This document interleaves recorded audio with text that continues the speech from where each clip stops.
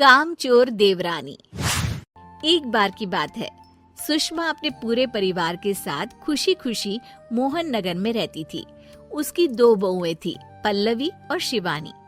एक दिन दोनों बहुएं रसोई में काम कर रही होती है कि तभी उनकी सास सुषमा उन्हें बुलाती है। अरे बहू, जरा इधर तो आना। शिवानी, जरा जाकर देखना सासू माँ क्या कह रही हैं। दीदी आप ही देख लो ना जाकर, आपको भी तो सुनाई दे रहा है। अरे मैं आटा गूंद रही हूँ ना, तुम चली जाओ। हाँ तो मैं भी तो सब्जी काट रही हूँ ना दीदी। अरे बहू जल्दी आओ। ओह, ये तो जाएगी नहीं, मैं ही जाकर देखती हूँ कि क्या करना है। पल्लवी सुषमा के कमरे में जाती है। जी मम्मी जी, क्या हुआ?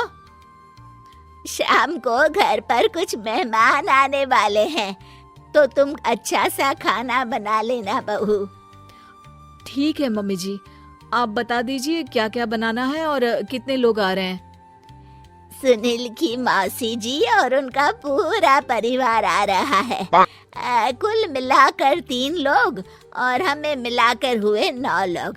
तो अभी से ही तैयारी करना शुरू कर दो। और हाँ, घर की सफाई भी कर देना, हाँ अच्छे से। जी मम्मी जी, सब काम हो जाएगा, आप चिंता मत कीजिए। पल्लवी शिवानी को घर में मेहमान आने वाले हैं इसके बारे में बताती है।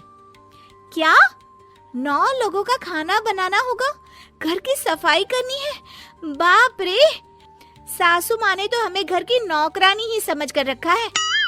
ऐसा नहीं बोलते शिवानी, हम इस घर की बहू हैं और घर के काम करना हमारा फर्ज है। दीदी तो है ही सासू माँ की चमची, जब देखो सासू माँ सासू माँ। मैं तो इतना सारा काम नहीं करने वाली। शिवानी कपड़े लेकर गमला साफ कर रही होती है और चक्कर आने का नाटक करने लगती है। मेरा सर चकरा रहा है। तभी वहाँ पल्लवी और सासू माँ जाते हैं। अरे बहू, क्या हो गया तुम्हें? मम्मी जी, बहुत तेज सर में दर्द हो रहा है। तुम एक काम करो शिवानी, आराम कर लो। नहीं नहीं दीदी, घर में मेहमान आने वाले हैं, मुझे आपकी मदद करनी चाहिए। अरे कोई बात नहीं शिवानी, तुम आराम कर लो, मैं सब काम कर लूंगी। ठीक है दीदी, अगर आप इतना कह रही हैं तो आराम कर लेती हूँ। शिवानी आराम से अपने कमरे में मैगजीन पढ़ रही होती है। इसे कहते हैं आराम की जिंदगी। इतना सारा काम। चलो, सारा काम खत्म हो गया, शिवानी को देख आती हूँ।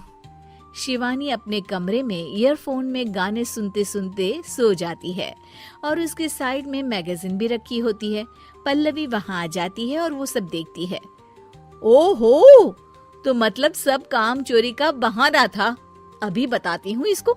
घर का सारा काम मुझे करना पड़ा और ये महारानी यहाँ मैगजीन पढ़ रही है, गाने सुन रही है। पल्लवी रसोई से एक प्लेट और चम्मच लेकर आती है और शिवानी को थाली बजाकर उठाने लगती है। शिवानी अचानक से उठती है। उठ गई महारानी, गाने भी सुन लिए, मैगजीन भी पढ़ ली। तुम तो बहुत बड़ी झूठी निकली शिवानी। तुमने सर दर्द का बहाना बनाया ताकि काम करने से बच सको। हाँ बनाया बहाना, तो क्या करती, इतने सारे काम करती। मुझे कोई शौक नहीं है चापलूसी का। क्या चापलूसी? तुम्हें लगता है कि मैं सारे काम चापलूसी के लिए कर रही हूँ? और नहीं तो क्या। तभी वहाँ सासू माँ आ जाती हैं।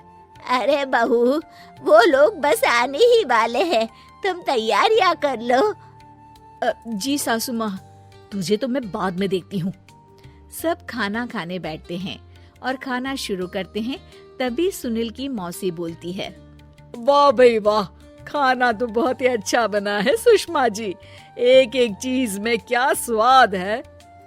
ये सुनकर शिवानी मुंह बना लेती है। उसे अपनी जेठानी की इतनी तारीफ रास नहीं आती। आपकी बहुएं तो बहुत ही अच्छा खाना बनाती हैं। हाँ बनाती तो दोनों ही अच्छा है, पर आज ना ये सारा खाना बड़ी बहू ने बनाया है। छोटी बहू की तबीयत ठीक नहीं थी, सो इसलिए। मानना पड़ेगा सुषमा जी, आपकी बड़ी बहू तो बहुत ही गुणवान है। पल्लवी की तारीफ सुनकर शिवानी को जलन होती है। पल्लवी ये सुनकर खुश हो जाती है और शिवानी की तरफ देखकर उसे चिढ़ाती है।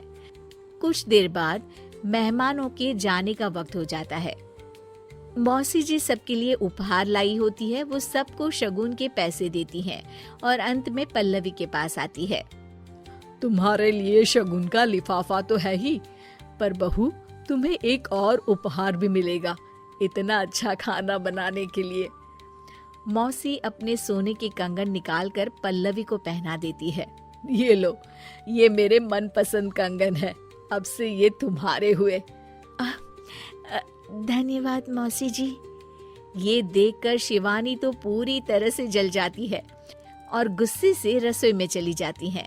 तभी वहाँ पल्लवी आ जाती है और उसे अपने कंगन दिखाने लगती है। देवरानी जी, अब आपका सर दर्द ठीक तो है ना? मुझे लगता है कि अब सर दर्द शुरू हो गया होगा आपका।